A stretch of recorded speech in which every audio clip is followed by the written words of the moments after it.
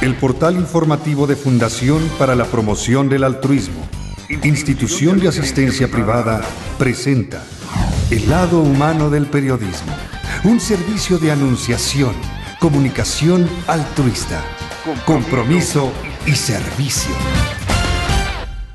Hola, ¿qué tal? ¿Cómo están todos ustedes? Somos Hermanos, un servicio de comunicación para KW Televisión y hacer llegar a ustedes las mejores propuestas de mexicanos que en enlace con organizaciones internacionales trabajan por la justicia, la paz, el desarrollo, el abrazo a la verdad.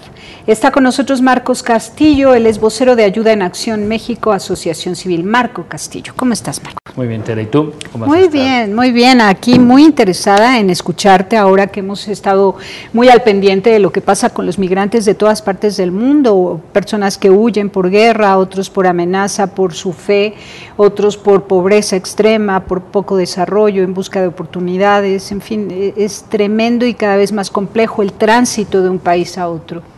Sí, pues muchas gracias por invitarnos y yo creo que partiríamos para comprender de esto que tú dices. Digamos, hace 25 años los procesos de migración estaban como muy claramente identificados. Eran fundamentalmente producto de la pobreza. Digamos, las grandes migraciones, las grandes oleadas que se conocían, que es la que está del lado de la India y la mexicana, tenían como fundamento la pobreza. Hoy esa migración se complejizó en los últimos años. A lo mejor para que se nos entienda muy fácilmente voy a tomar un ejemplo que es México, ¿no? que nos permite darnos una idea de esto. Entonces, ¿México qué es? México es un país que expulsa, es un país que recibe a los ciudadanos centroamericanos, ¿no? De El Salvador, de Nicaragua, de Guatemala, de Honduras. Es un país de tránsito, por lo tanto, ¿no? Y es un país de retorno. Es decir, la migración, si solo tomamos a México, a Centroamérica y Estados Unidos, tiene esta complejidad. Esos 4 procesos se dan paralelamente en este país. México ha expulsado en los últimos años alrededor de 18 millones de personas para que se van a Estados Unidos. Y Centroamérica ha expulsado hacia México 6 millones de personas. Es decir, en 20 años se han movilizado 24 millones de personas para buscarse una mejor vida. Eso es lo que el tema de la migración tiene que ver con vivir mejor, no tiene que ver con algún otro tema. Veamos un poco lo que pasa en estos países. En Centroamérica, que es el primer punto donde vamos a analizar el tema. ¿Por qué migran las personas? Pues migran por pobreza histórica, pero en los últimos 10 años hay 2 fenómenos que han complejizado el tema. La violencia, es decir, los centroamericanos, igual que los africanos, están moviéndose porque la violencia ha llegado a niveles tales que es imposible seguir viviendo. Entonces, datos a lo mejor no sirven. Honduras es el país más violento del mundo, aunque pareciera increíble, pero es el país más violento del mundo. El Salvador es el país que tiene más exiliados políticos en diferentes lugares de la región. Y Nicaragua es, aunque no pareciera que lo es el país que más mueve ciudadanos, aunque no hacia México obligadamente, van hacia Costa Rica, Panamá, El Salvador y demás. Y la violencia es algo que está marcando la movilización. Otro elemento que es muy invisible para las personas es el tema del cambio climático. El cambio climático está haciendo que las personas tengamos que movernos de una manera importantísima. Está provocando movilizaciones de cientos de comunidades enteras. En efecto. Por ejemplo, Centroamérica, y luego para que vayamos subiendo hacia México. Centroamérica ha sufrido en los últimos 12, 14 años 18 huracanes. Esos 18 huracanes han implicado pérdidas por casi 300 millones de dólares, que para ellos es muchísimo dinero en relación a aquí 300 millones de dólares, a lo mejor no es decir, cuando un presupuesto de la Sedesol que tiene 114 mil millones de pesos, 300 millones de dólares es a lo mejor lo que tiene un estado de la República. Para ellos es muchísimo dinero. Y se han movilizado casi 1.800.000 personas a causa de los huracanes. Ha sufrido 8 terremotos. con lo cual le sumas ahí otros 1.200 millones de dólares de pérdidas, digamos, solamente en términos materiales, y movilizaciones de entre 400.000 y 500.000 personas en este caso. Y luego es una región que ha sido muy golpeada políticamente, golpes de Estado, revoluciones, guerras civiles, que ha implicado que otro 1.800.000 personas se hayan movilizado en este periodo. ¿Qué tenemos en Centroamérica? Pues digamos, es una crisis humanitaria terrible. O sea, no es cualquier cosa lo que está pasando. Y esta crisis humanitaria se mueve hacia México. Y se mueve con todo lo que esto significa. O sea, significa con las personas, con su pobreza, con su cultura de violencia de la que se está oyendo, pero de la que son parte también ellos, y vienen además, digamos, a buscar espacios para vivir, digamos, por ejemplo, los que se han movido por efectos climáticos, a buscar espacios donde venir a instalarse. Es decir, no es que vayan hasta Estados Unidos, sino que van a buscar un territorio donde instalarse. Bueno, y ahí, como ayer decían, estábamos en una conferencia y un compañero centroamericano decía con mucha perfección, y luego la política estadounidense empieza en Chiapas. O sea, no empieza en la frontera norte, empieza en Chiapas. Sí, claro, y México le obedece, ¿no? Y toda la disposición política respecto de los migrantes la dicta Estados Unidos y México obedece. Pues sí, aquí tenemos un nuevo problema complejo, ¿no? En el 2011 se aprueba la ley de migración. Es una ley que además es una ley, digamos, no es la mejor, ni la que hubiéramos deseado muchos, pero es una ley que por lo menos reconoce a los migrantes de cualquier lugar del mundo que vengan sin papeles como sujetos de derecho. En el papel es una maravilla, porque tú eres centroamericana y puedes llegar a este país y reconocerte tu derecho a la educación, al trabajo, a la salud, en fin, a una serie... A la vivienda. A la vivienda, pero eso es letra muerta. Lo tengo que decir, No, sí, dilo, y en la práctica lo que se está haciendo es cerrar fronteras y ponerlos en peligro porque cruzan por lugares recónditos, oscuros, peligrosos. Cada vez más complejos, ¿no? Sí. A diferencia de Estados Unidos, esta ley nacional, que tiene vigencia, pero luego tiene que ser validada en cada estado de la República, ¿no? Y lo que tenemos es que de todos los estados, solamente 5 han validado o han mejorado la ley. De hecho, el Distrito Federal, tengo que decirlo, es un ejemplo en ley de migración, movilidad humana, porque es la única que, digamos, se considera como una ciudad amable, una ciudad que recibe a la gente y que no la criminaliza. Y que además analiza por caso, y muchos de los migrantes resultan ser refugiados porque vienen huyendo de la pobreza y de la violencia o de críticas fuertes y coacción por la vivencia de su fe. Vamos y volvemos.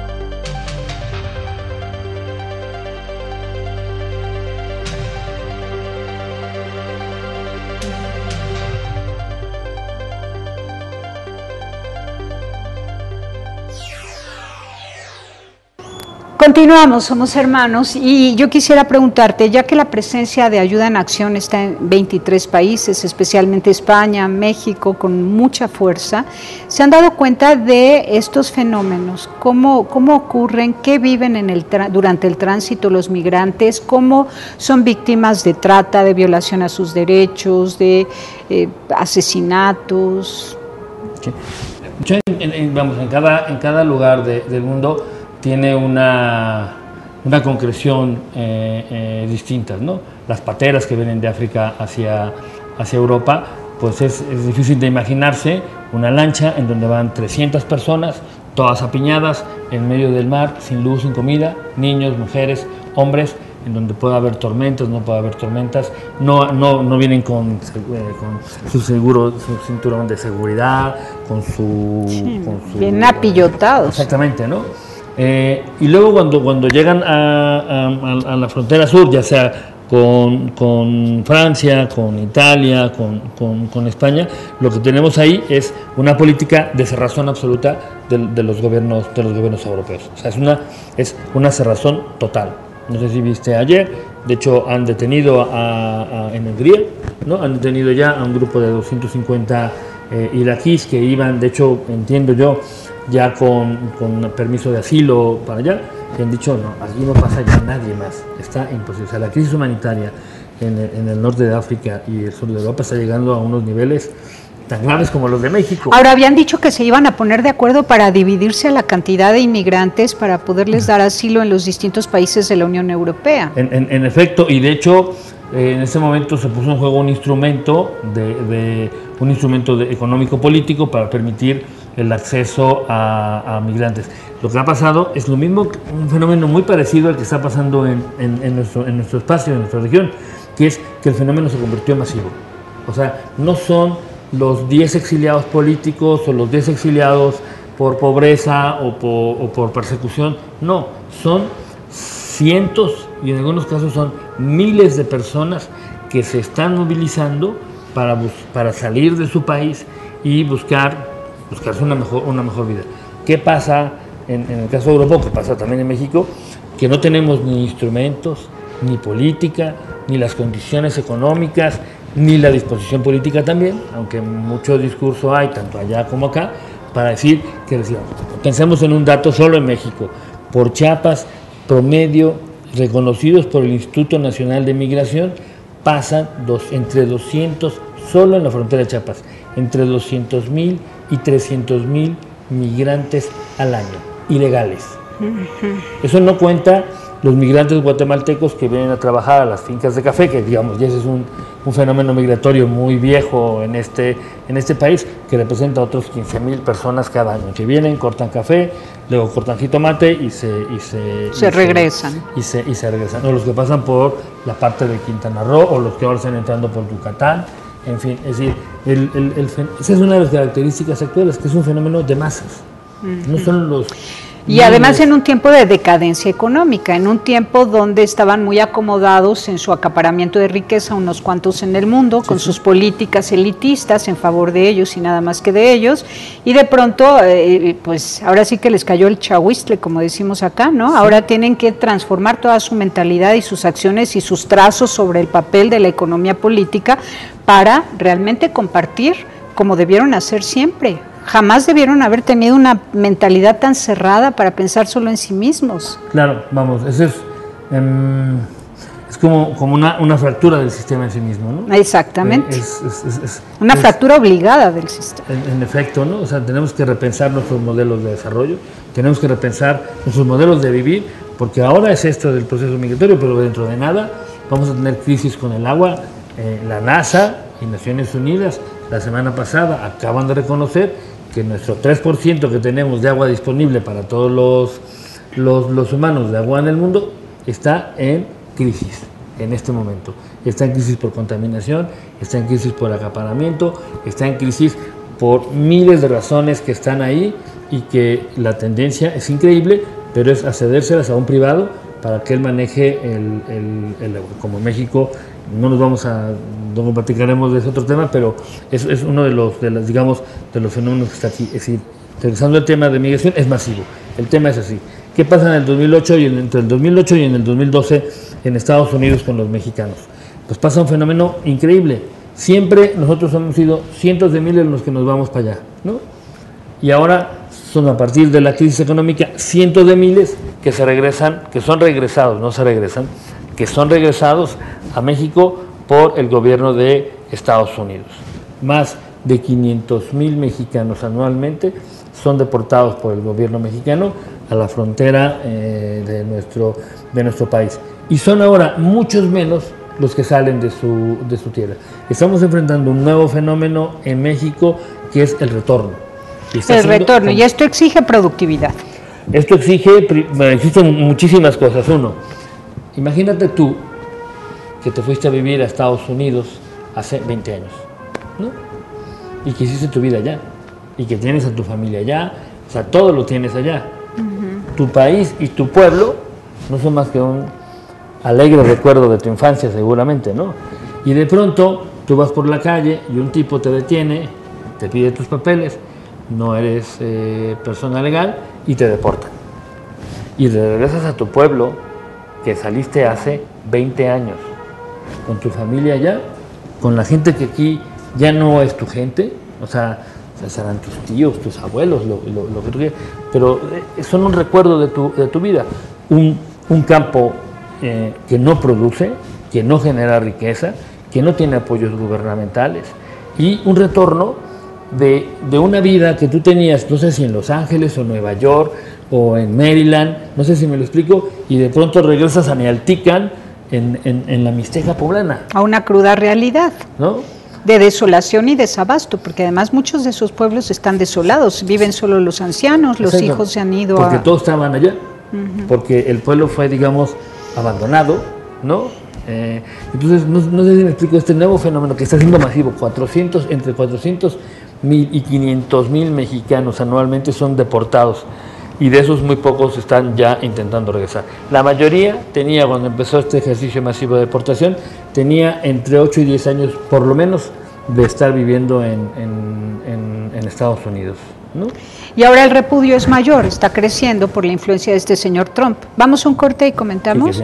Y también, por supuesto, que hace ayuda en acción para dar la bienvenida a los mexicanos deportados, porque hay pues todo un diálogo con otras organizaciones para crear fuentes de empleo, productividad en el campo, en fin, recuperar la identidad nacional de estos que se han ido a Estados Unidos y que han sido regresados. Volvemos.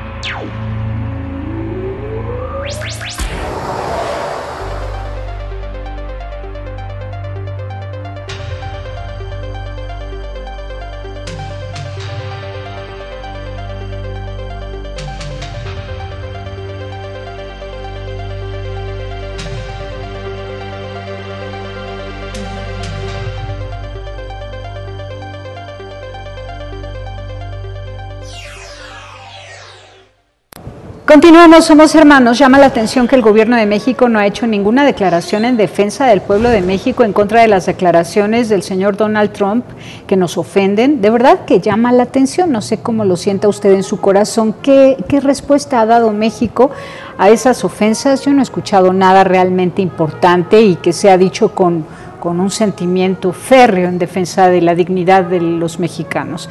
Pero tampoco ninguna propuesta para que seamos autónomos, autosuficientes y este sea un país desarrollado.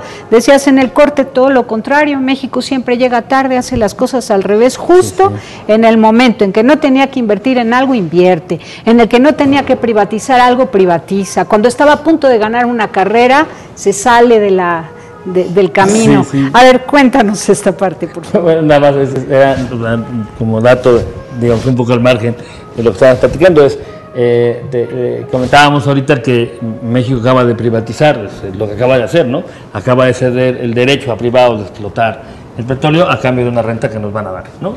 Es un modelo que ha existido en muchos lugares del mundo y que en algunos lugares ha sido muy exitoso y en otros no lo ha sido.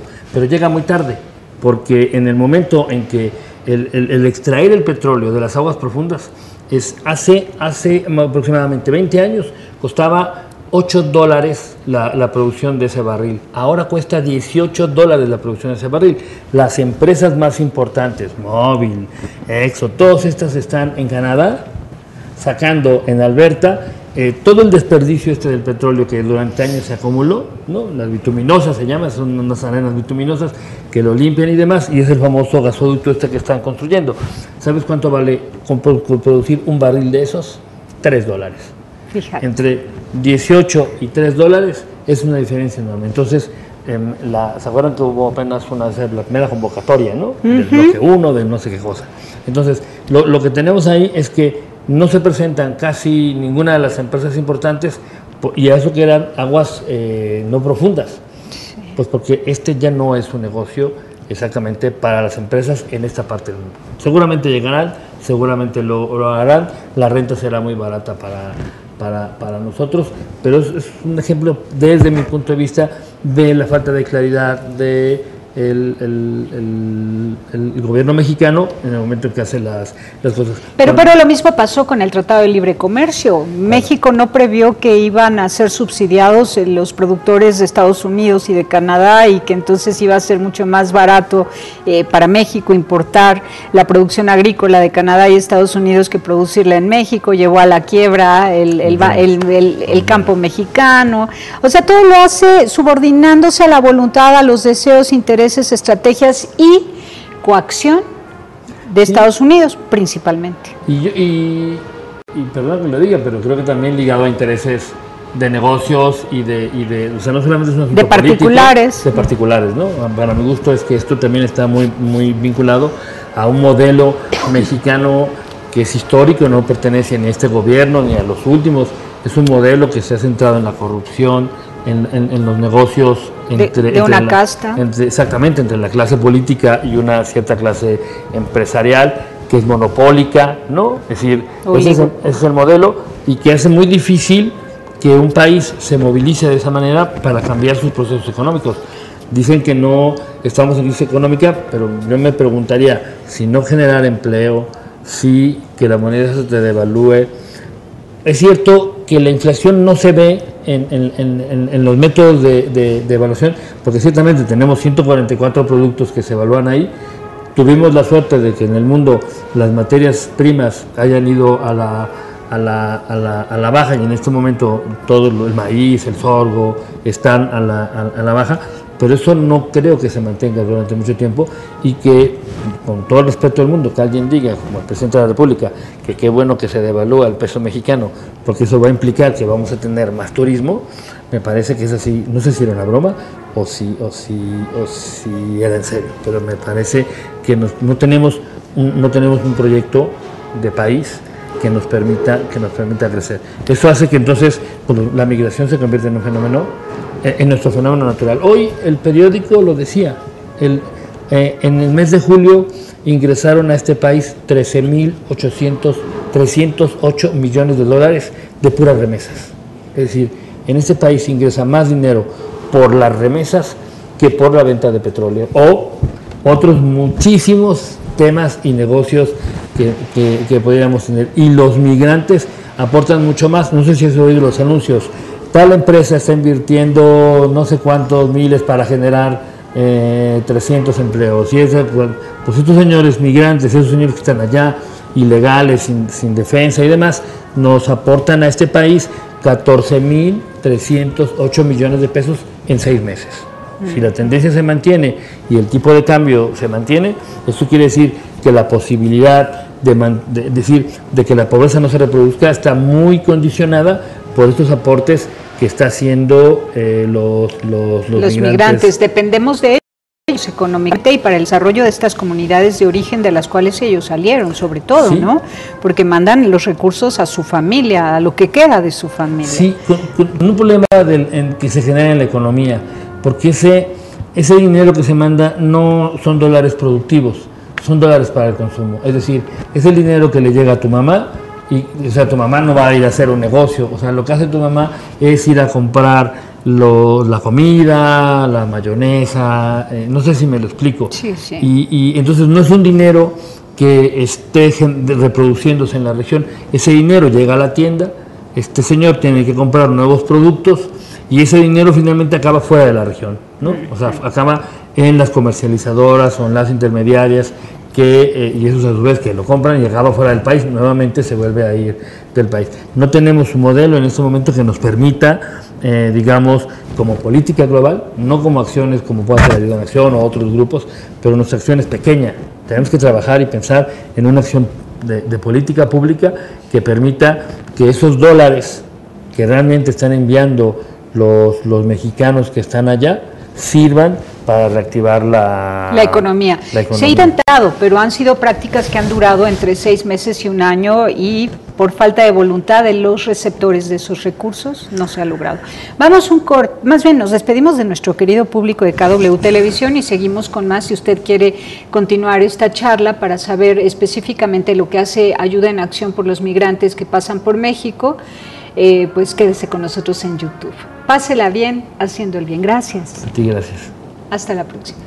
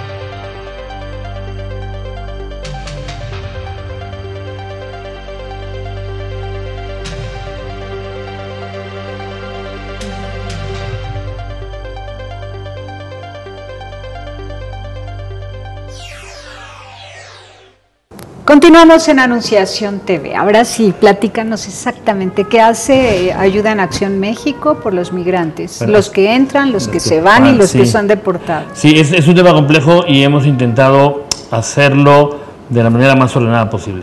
Primero, ¿qué hacemos? Tenemos en este momento 14 proyectos de desarrollo territorial en el sur-sureste mexicano, en Chiapas, en Oaxaca, Puebla, Guerrero específicamente, que en su centro tienen, digamos, iniciativas económicas, culturales, educativas, que tratan de que la gente se arraigue en su comunidad.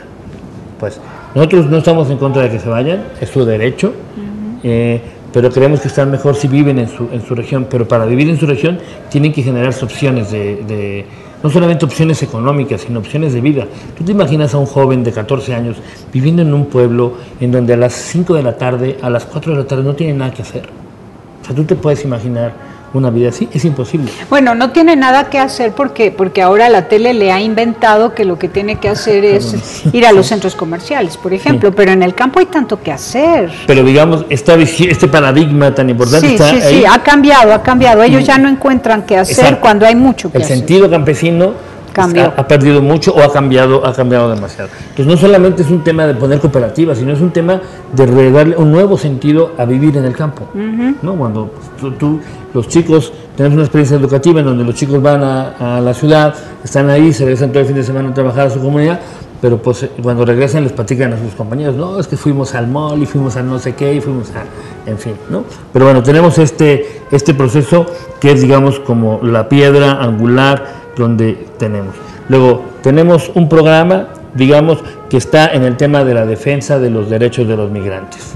Es un programa de educación, es un programa de sensibilización, es un programa que recupera prácticas. De hecho, ahora, en el mes de septiembre, en la ciudad de Puebla, estamos haciendo un festival que se llama Migración, Arte y Cultura, que dura todo el mes de septiembre, donde están participando artistas de fotografía, pintura, danza, teatro, todo el mes, y que combinamos con un foro para discutir un tema de la ley de migración.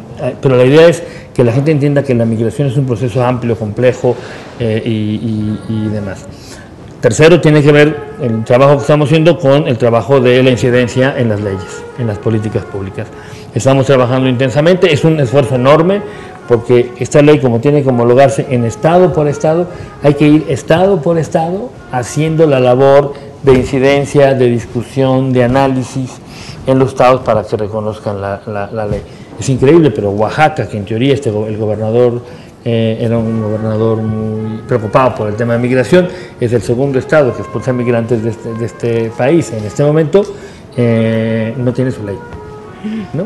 Qué barbaridad, evade el tema, ¿no? Sí, yo creo que lo evade. Y lo cuarto que estamos haciendo es, específicamente en Chiapas, porque es el tema donde queremos frenar, es donde desaparece mucha gente, cuando entra aquí desaparece, y entonces junto con una organización nuestra que es socia, Voces Mesoamericanas, estamos trabajando un protocolo sobre identificación de desaparecidos en fosas comunes, que es un tema complejo. Qué duro. Muy fuerte, y que estamos ahí. ¿Y para la prevención no se puede hacer algo? En este momento es muy complicado porque primero tendría que estar aprobada una ley, luego tendría que haber políticas, tiene que haber programas y tiene que haber una serie de instrumentos que le den certidumbre a los migrantes mexicanos o centroamericanos. Un servicio de seguridad pública fuerte. En efecto, ¿no? Entonces, pues lo que hay ahora es que han puesto unos pilotes en alrededor de todo el Camino de la Bestia para evitar que los centroamericanos se suban más fácilmente, y guardias, pero esas guardias, como siempre, han estado coludidas es una pena decirlo, pero es así, hay una colusión enorme entre la policía mexicana, sea municipal, federal, estatal, el Instituto Nacional de Migración, que extorsionan o que permiten que grupos como los Zetas o como los Maras puedan extorsionar o hacer otras cosas más graves. Pero creo que estamos haciendo, esto es un esfuerzo grande, estamos haciendo alianzas con organizaciones importantes como Voces Mesoamericanas,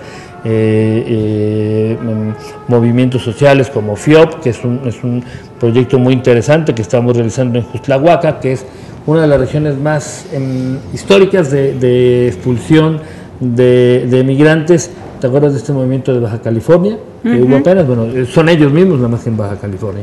Entonces estamos trabajando un poco en todo esto. ¡Qué maravilla! ¿Y cómo les podemos ayudar? ¿Cómo nos pueden ayudar? Mira, en muy poco tiempo estamos esperando que el gobierno nos dé un permiso para poder recaudar fondos y sí vamos a hacer un llamado muy grande a la ciudadanía. No es dinero para mí o para alguno de mis compañeros, es para Ayuda en Acción, y con eso nosotros lo que hacemos es implementar proyectos.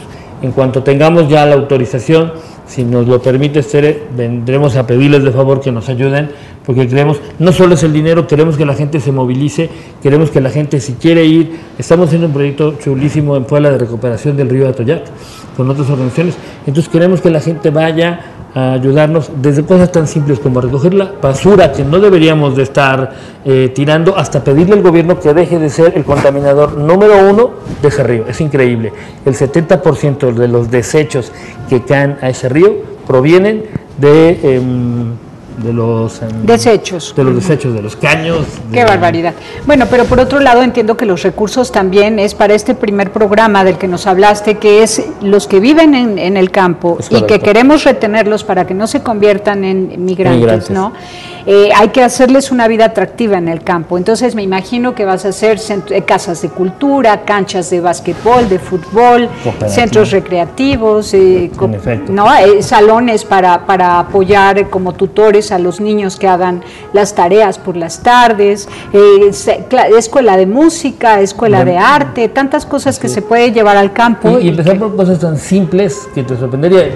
Yo sé que en este momento en la coyuntura de lo educativo ha estado entre sí los maestros y demás, pero lo que es impresionante es, si uno va a las comunidades rurales y vieras el estado, las condiciones de las escuelas, te espantarías. O sea, dirías, Dios mío, esto nunca se ha tocado. O sea, nadie ha hablado de cómo está. Solamente en Oaxaca, de las 19,000 escuelas que hay, 10,000 están en condiciones que no, o sea, que son, o sea, invivibles. Y lo peor es que no hay maestros, profesores que quieran irse a vivir a las zonas rurales. No, todos hablan mucho y poco hacen en esa materia, en el área educativa. Pues te agradezco muchísimo. No, a ti, muchísimas gracias. Y seguimos muy al pendiente. Desde luego, muchas gracias. Gracias. Pásela bien haciendo el bien. Hasta la próxima. Sí hay soluciones. Aquí, en el portal informativo de Fundación para la Promoción del Altruismo, Institución de Asistencia Privada. El lado humano del periodismo. Un servicio de anunciación, comunicación altruista. Participa en Facebook, Todo México Somos Hermanos, y síguenos en Twitter, @somos_hermanos.